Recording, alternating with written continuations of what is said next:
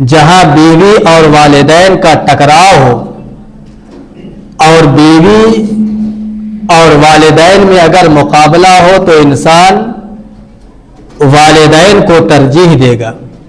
یہ ایک ضابطہ ہے کہ والدین اور بیوی میں اگر ٹکراؤ ہو تو والدین کو ترجیح دی جائے گی. ہاں اگر ایسا ہے کہ والدین زیادتی کر رہے ہیں، بیوی میں کوئی شرعی خرابی نہیں ہے، اس کے باوجود والدین اس پر الزام لگا رہے ہیں، تو وہ الگ بات ہے، وہاں شریعت دیکھی جائے گی. لیکن عام زندگی کے حالات میں اگر والدین اور بیوی میں ٹکراؤ ہو تو آدمی والدین کو ترجیح دے گا. تو ہمارے معاشرے میں افراط اور تفریط پائی جاتی ہے کہ کچھ لوگ بیوی کو سب پر مقدم کرتے ہیں، سب سے آگے بڑھا دیتے ہیں، اور کچھ لوگ تفریط کا شکار ہوتے ہیں کہ بیوی کو اس قدر گرا دیتے ہیں کہ انہیں صرف پاؤں کی جوتی کے برابر سمجھتے ہیں، اور یہ سمجھتے ہیں کہ یہ عورت صرف میری خدمت کرنے کے لیے، مجھے کھانا بنانے کے لیے، میرے بچوں کی پرورش کرنے کے لیے آئی ہے. حالانکہ اسلام کا نظریہ یہ ہے کہ اسلام نے افراط اور تفریط دونوں سے منع کیا ہے. ہر معاملے میں درمیانی راستہ اختیار کرنے کا حکم اسلام ہمیں دیتا ہے. 3 لوگ حضرت عائشہ کے پاس آئے اور انہوں نے پوچھا کہ حضور صلی اللہ علیہ وسلم کتنی عبادت کرتے تھے؟ تو حضرت عائشہ نے بتا دیا کہ حضور نماز پڑھتے تھے، پھر سوتے بھی تھے، اور جو معمولات تھے انہوں نے بتائے. ایک آدمی نے قسم کھائی کہ میں پوری زندگی روزے رکھوں گا، اور دوسرے شخص نے قسم کھائی کہ میں پوری رات عبادت کیا کروں گا، اور تیسرے شخص نے قسم کھائی کہ میں اب کبھی بھی اپنی بیوی کے قریب نہیں جاؤں گا. اللہ کے حبیب صلی اللہ علیہ وسلم ان کی باتوں کو سن رہے تھے اور پھر تشریف لائے. پوچھا کہ تم نے کیا کہا؟ تو کہا کہ یا رسول اللہ میں نے یہ کہا کہ میں زندگی بھر روزے رکھوں گا. دوسرے نے کہا کہ میں نے یہ قسم کھائی کہ میں اب رات بھر نماز پڑھا کروں گا. تیسرے نے یہ قسم کھائی کہ میں کبھی بیوی کے قریب نہ جاؤں گا. تو اللہ کے حبیب ناراض ہوئے، فرمایا کہ سنو، میں تم لوگوں سے زیادہ اللہ سے ڈرنے والا ہوں، لیکن میں روزے بھی رکھتا ہوں اور افطار بھی کرتا ہوں، روزے رکھتا بھی ہوں اور چھوڑتا بھی ہوں، میں عبادت بھی کرتا ہوں اور سوتا بھی ہوں، اور بیویوں کے قریب بھی جاتا ہوں، بیویوں سے دور بھی رہتا ہوں.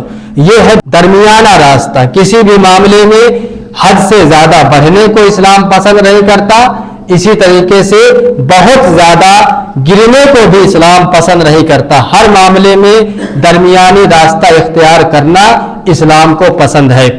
اور میاں بیوی کے معاملے میں بھی ہمیشہ اگر انسان درمیانی راستے پر عمل کرتا رہے گا تو کبھی بھی میاں بیوی کے درمیان خلفشار، لڑائی اور جھگڑے نہیں ہونے پائیں گے.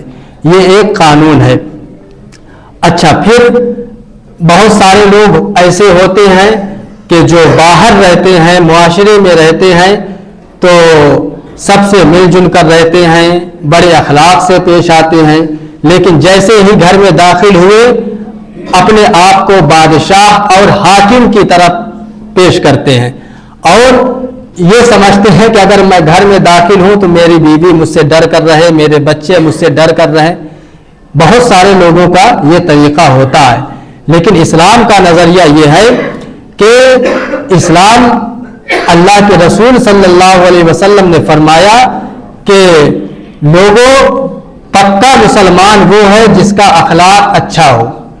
پکا مسلمان وہ ہے جس کا اخلاق اچھا ہو، اور اچھے اخلاق والا وہ ہے جو اپنی بیوی کے حق میں بہتر ہو.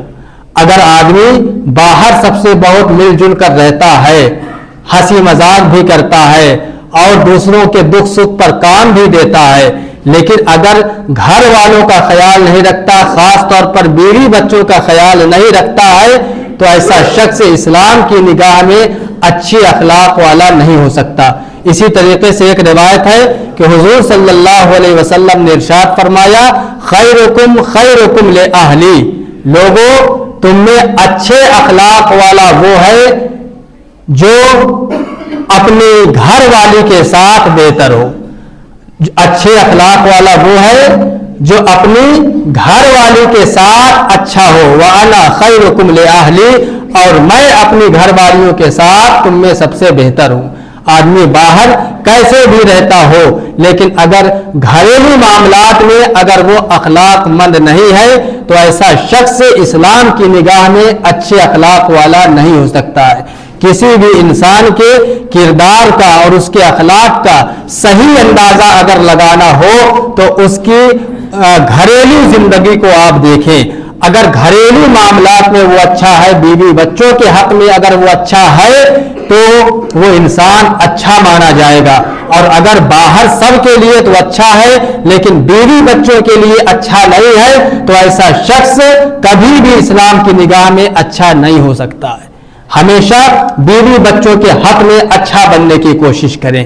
اور پھر اس کے بعد اگر ہم اللہ کے رسول کا کردار اٹھا کر دیکھیں تو اللہ کے رسول بیویوں کے ساتھ کیسے رہتے تھے کہ حضور ایک وقت ایسا آیا کہ حضور کی زندگی میں 9 بیویاں تھیں، ایک ساتھ 9 بیویاں حضور کے نکاح میں تھیں، لیکن حضور کا کردار ایسا تھا، حضور کا اخلاق ایسا تھا، حضور کا انصاف ایسا تھا کہ ہر بیوی یہ سمجھتی تھی کہ اللہ کے رسول سب سے زیادہ محبت میرے ساتھ کرتے ہیں۔ جب آپ سفر میں جاتے تو آپ کے اوپر تمام بیویوں کے ساتھ انصاف کرنا لازم نہیں تھا، لیکن بیویوں کو خوش رکھنے کے لیے اللہ کے رسول جب سفر میں جاتے تھے تو قرآن اندازی کرتے تھے، پرچی نکلواتے تھے، جس کا نام پرچی میں نکل جاتا تھا اس بیوی کو اپنے ساتھ سفر میں لے جایا کرتے تھے۔ یہ حضور کا انصاف تھا، یہ حضور کا عدل تھا کہ کبھی بھی 9 بیویاں، آج انسان ایک بیوی میں پریشان رہتا ہے لیکن اللہ کے رسول نے 9 بیویوں کو خوش رکھ کے ہمیں سکھا دیا ہے، 9 بیویوں کو خوش رکھا ہے۔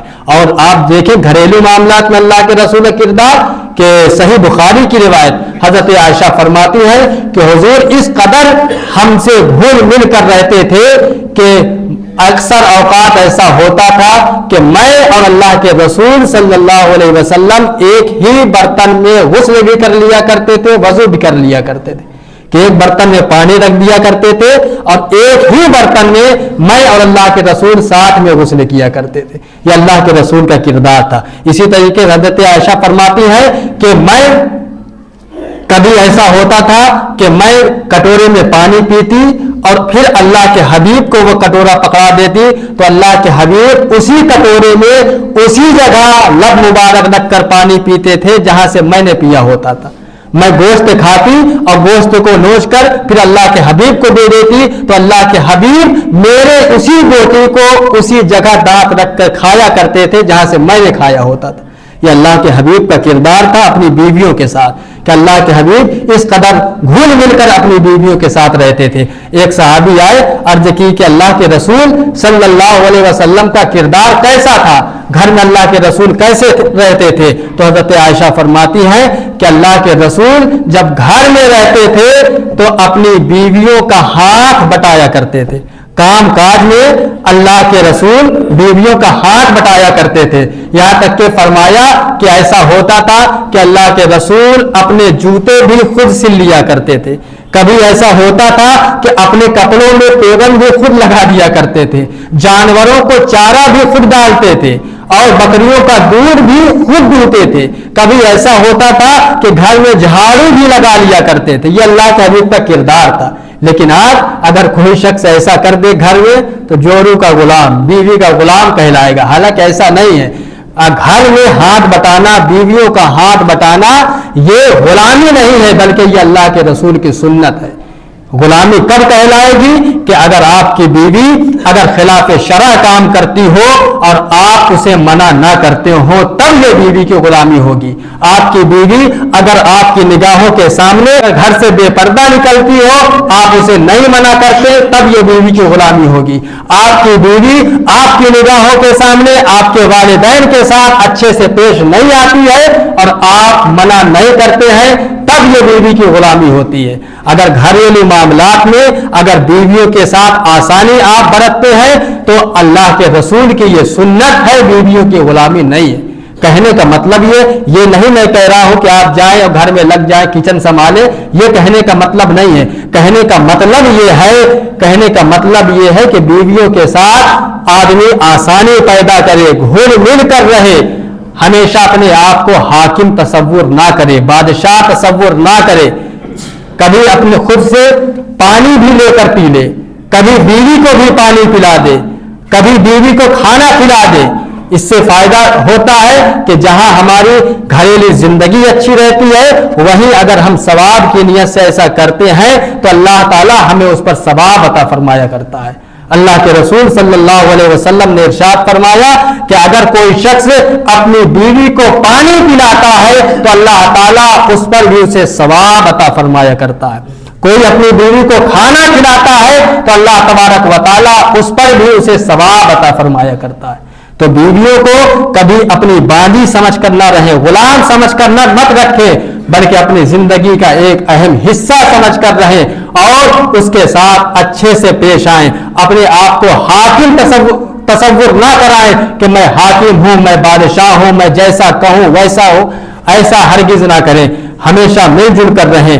कुछ खराबियां होती हैं, कुछ कमियां हर इंसान के अंदर होती हैं। पिछले जुमा भी मैंने बताया कि कुछ कमियां होती हैं हर इंसान के अंदर, बीवी के अंदर भी होती है, लेकिन उन कमियों के साथ आप उनके साथ जिंदगी बिताने की कोशिश करें।